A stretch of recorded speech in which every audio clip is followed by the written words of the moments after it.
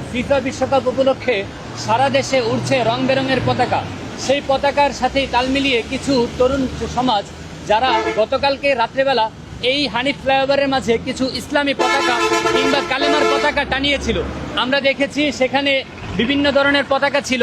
তো তারা যখন গতকালকে রাতে কালেমার পতাকা টানিয়েছে, সেই নিউজটি আজকে সকালে ইরশাদের মাইক্রোফোন থেকে আমরা সারা দেশে প্রচার করেছিলাম। কিন্তু দুর্ভাগ্যজনক, সকাল 11টায় নিউজ করার পর এখন সম্ভবত বিকাল 4টা বাজে আমরা যখন শুট করতেছি, ঠিক এই সময়টাতে সে পতাকাগুলো কে বা কারা উদ্দেশ্য প্রণোদিতভাবে খুলে নিয়ে গিয়েছে। তারা এখান থেকে এই পতাকাগুলো খুলে নিয়ে গিয়ে তারা এটা হয়তো বুঝাতে চেয়েছে কিংবা তারা এই মেসেজ আমাদেরকে দিতে চেয়েছে, এই দেশে সব ধরনের পতাকা থাকতে পারবে কিন্তু কালেমার পতাকা, লা ইলাহা ইল্লাল্লাহ মুহাম্মাদুর রাসূলুল্লাহর পতাকা থাকা সম্ভব না।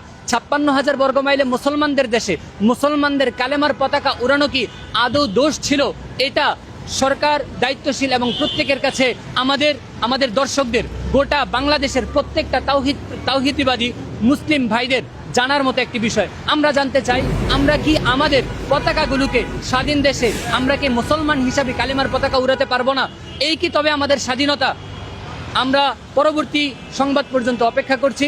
সে পর্যন্ত ইরশাদ 24 এর সাথেই থাকুন। এতক্ষণ সাথে ছিলাম জুনায়েদ ফরাজি, ইরশাদ 24 ঢাকা।